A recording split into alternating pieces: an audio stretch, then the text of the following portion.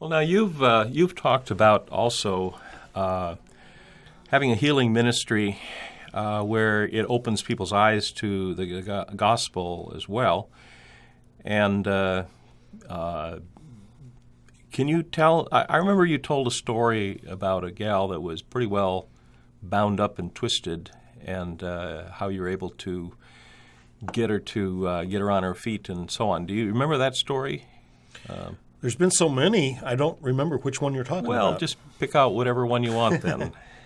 I was going to Las Vegas once, and I was on the board of a humanitarian project, and we were supposed to meet at Caesar's Palace. And it was a big place. I don't know my way around in there very good. You can get lost real easily. And so they assigned some woman to take me there and get me to the right room.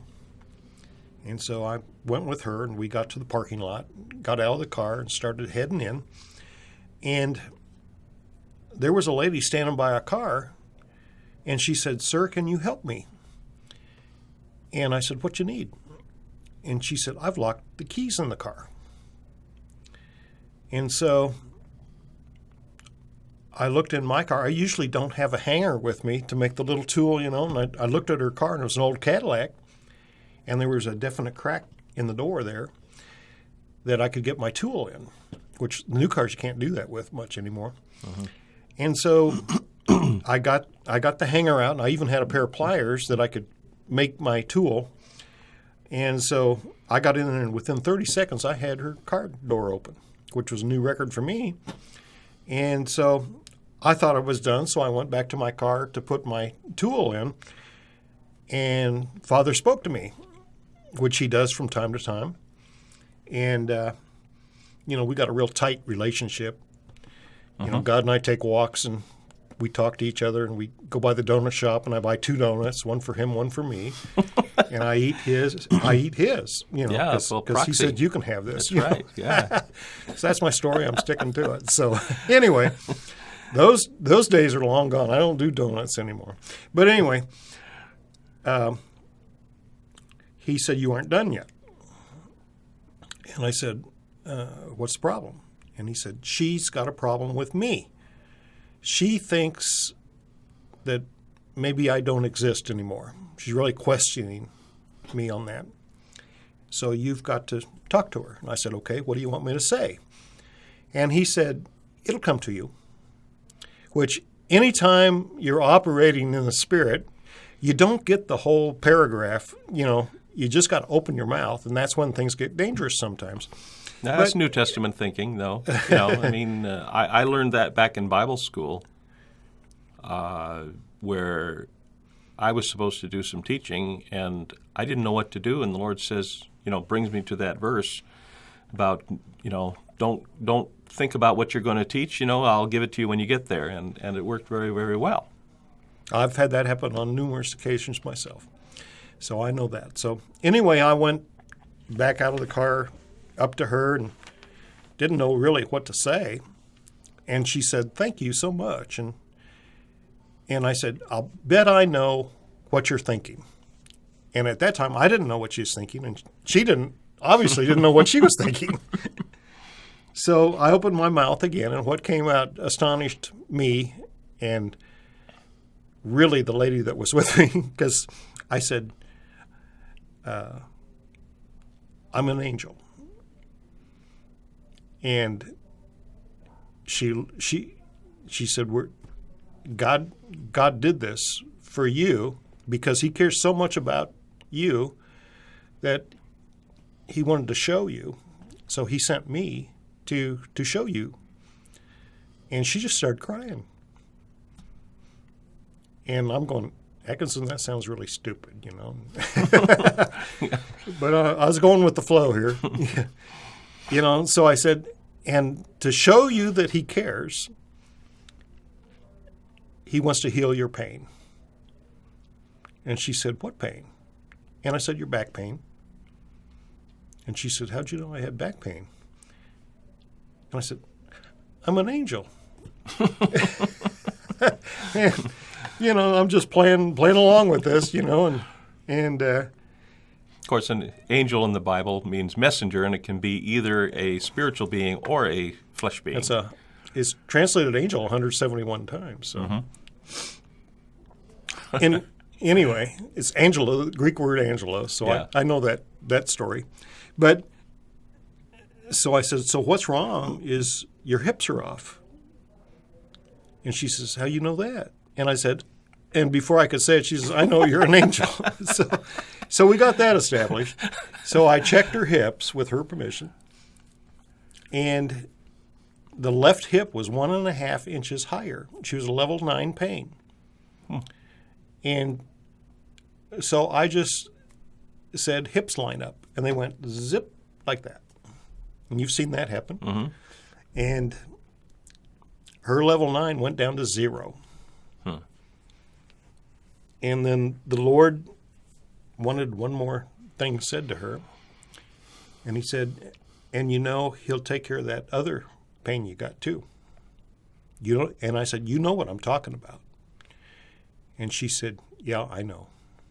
I had no idea, but it wasn't my business. Mm-hmm. And so just then a guy showed up with a hanger, and he says, honey, I got a hang. He only got half the word out, and he noticed the car door was standing open, And he said, how'd you open the door? And she goes, this guy here did it. And he said, how'd he do that? Because he didn't see my tool. I'd already put that away. And she said, he's an angel. And then with that, Lord said, you're done. So I pointed to the casino, and I said, I talked to the lady that was with me, and I said, we got a lot more work to do in there. So we went into the casino, and they went on their merry way. And we were, of course, late to the meeting. When we walked in, the lady said, you won't believe what Dr. Tim just did in the parking lot. So she told the whole story. And then all of them lined up, and we went through each one of them and got them back in, I call it back in whack. They're out of whack. And one guy had cancer, and he was healed of cancer. So it became a very exciting day. We never got around to what we were supposed to be there for. It just turned into a healing day. And so now when I see somebody, God gives me a signal with people who are supposed to be healed that day. Because I made a commitment back when I first learned this that I was believing for one miracle a day. And so what I'm looking for are people that will join with me and say, I want to make that commitment too. And what if we can get 1,000 people that do one miracle a day? We'll start winning people to the Lord. And that has happened wherever we go. And it's easier in Mexico. But it's fun everywhere when they let you do it. So, yeah, quite interesting. So you get into quite a few different circles, woo-woo circles, and people that circles where most Christians would fear to tread. Or not just fear, but they're afraid of being contaminated by the New Age. And I think, from what I've seen, we should not be afraid of the non-Christian world, or even the evil world, or the New Age, or whatever it is. We're here to overcome it, not by beating them over the head, but by love and demonstration of the Spirit, which would be, I think, a good way to put it, as Paul would put it. And if we can do that, we can change them rather than having them influence or contaminate us. We're so afraid of contamination. We want to be separate. The problem is, if we're all separate, how are we going to affect the world? We're trying to escape from it rather than to change it. And I think from my experience, I found that a lot of people are simply too afraid of the evil because they don't really believe that they can overcome it. And so by fear of being overcome, that's the motive of trying to escape from it. And I think that this was, in part at least, what started with the monastic movement way back in the 2nd century, where, let's withdraw, let's go, out in the desert, by the Nile, and, spread out a little tent in our mat, and we'll eat 6 beans a day and pray and fast all day and contemplate our navels and hope we get spiritual. And there were so many people that did it that whoever did it simply had very little or no influence on the real world out there that needed help, that needed to be changed, needed a witness for Christ. And so, I've contemplated this for decades. What should our approach be? Should we be a separatist people? Or should we be out there overcoming the problems and the sicknesses and the wrong ways of thinking, lack of faith, and the things that are the real problems? If we have the strength and the faith to do it, it seems like we should be part of this solution rather than the problem. Rather than letting the problem go, let's interact with it and become part of the solution. It's like they're so spiritually minded, they're no earthly good, as we used to say. I was in Mexico one day with my team, and we were having lunch on the square of the city. There's always a square in the city. Mm-hmm. And there's a park, and there was a guy with a megaphone that was obviously preaching, and everybody was milling around, and really nobody was listening much. And I didn't know what he was saying, but the whole tone of his voice was kind of the judgmental, you're going to hell approach, and so on and so forth. Beat him over the head with the big black Bible and scare him into the kingdom, And so I asked one of my guys what he was saying, and he translated for me. And it was the traditional hellfire and brimstone type message. And I said, go over to that guy and tell him there's a guy from the U.S., a minister from the U.S. that would like to help him and say a few words. And so he went over there and pointed to me, and the guy go, oh, see, And so I went up there. And I said, well, you've got the bad news part of this whole thing. Now I'm going to share the good news. And I said, God wanted to restore himself to mankind so bad that he sent his son Jesus to start the restoration movement. And then I said, and he wants to heal you. If you have different pain in your life, how many people here had pain? And a whole bunch of hands went up, and they weren't listening before. And one of my guys was translating for me. And so I said, okay, we're going to try something. If you would like your pain to be healed, come up here. And a whole bunch of people came up. And I said, okay, you guys know what to do. And we all took people and got their pain level, and then within just a few minutes, God erased all that pain that day. It was just one of those moments where everything just really came together and worked right. I think God plans it that way. Uh-huh. And then we said, now, if you want to, you can be a part of this covenant that God has for you. And a bunch of people wanted it. And they got salvation that day without being beat over the head. And, all those things that guy, and the guy was just standing there with his mouth open, not knowing really what to say. And it was just an incredible moment. And we just have had so many like that. Wow. And, I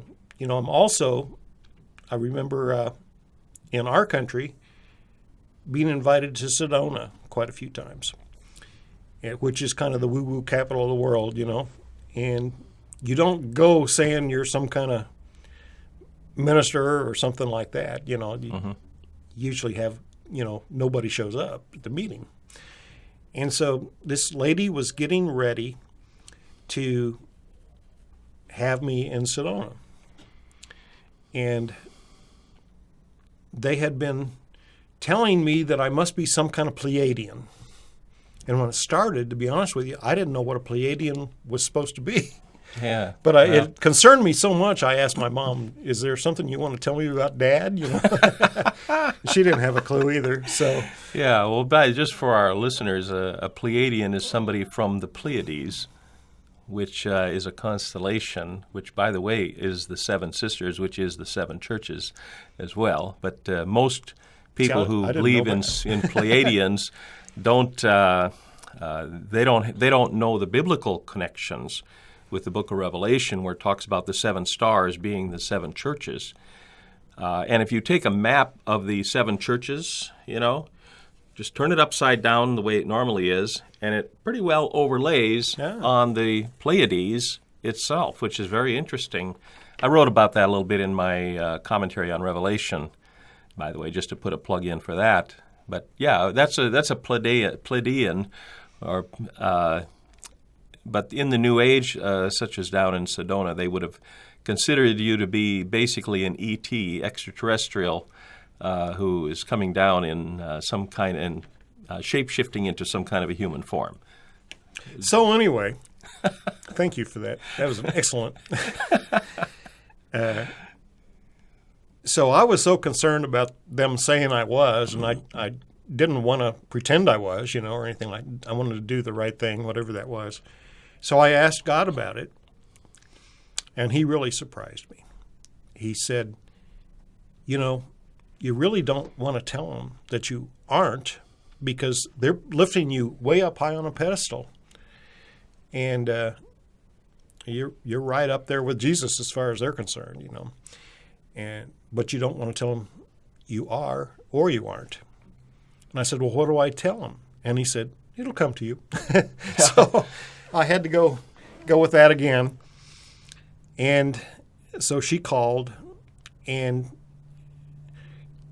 set up the time and everything. And then in the course of the conversation, she said, I'll bet you're a Pleiadian.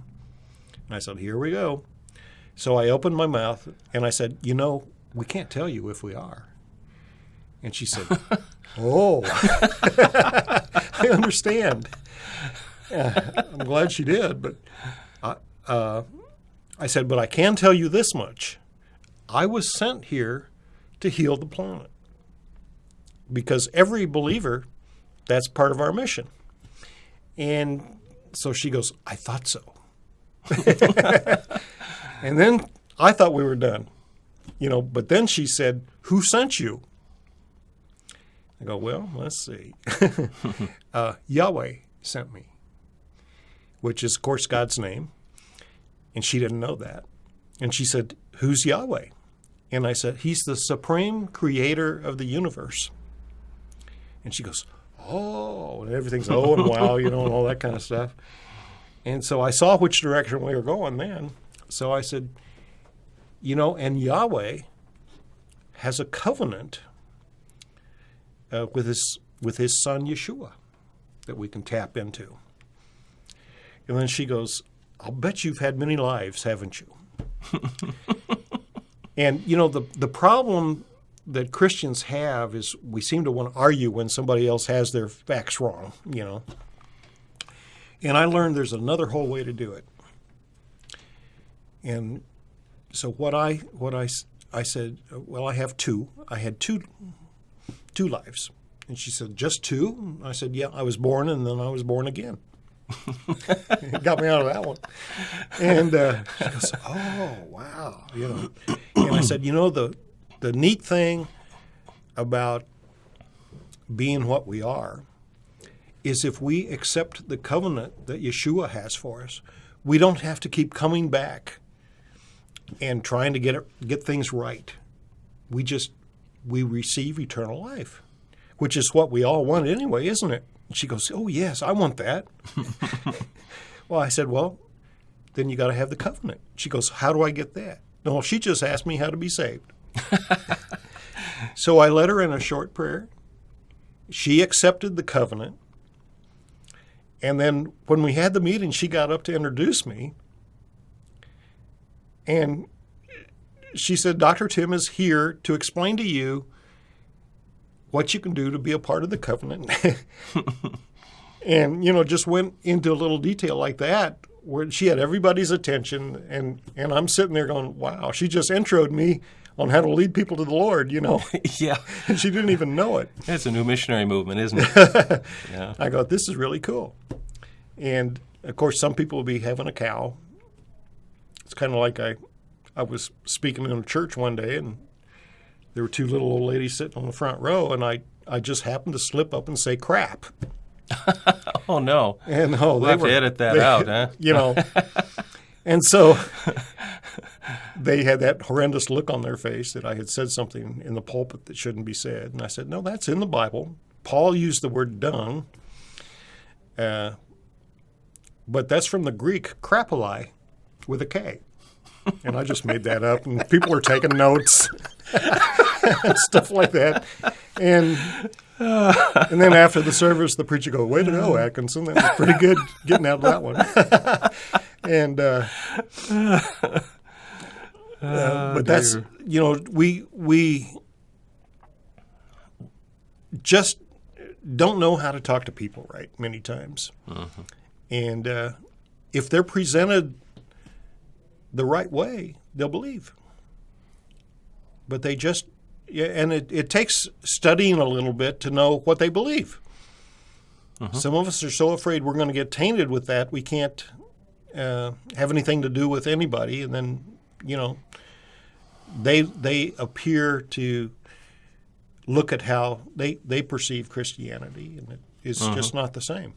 Well, they don't speak Christianese, and we usually don't speak their language either. Mm. If we learn their language, language is about communication. And so sometimes we refer to the same things by different languages, different words, and we need to recognize that this is the best way to do it. Mm-hmm. Yeah. Well, it's kind of like driving down the road in Mexico. I saw all these signs, big signs, and they kept having the word sin in them. Yeah, without. Well, that's what, and I didn't know what that meant. So I asked Pedro, and I said, what's that mean? And he says, it means without. Uh-huh. And I got to thinking about, for all have sinned and come short of the glory of God. And what he meant was man is born without God.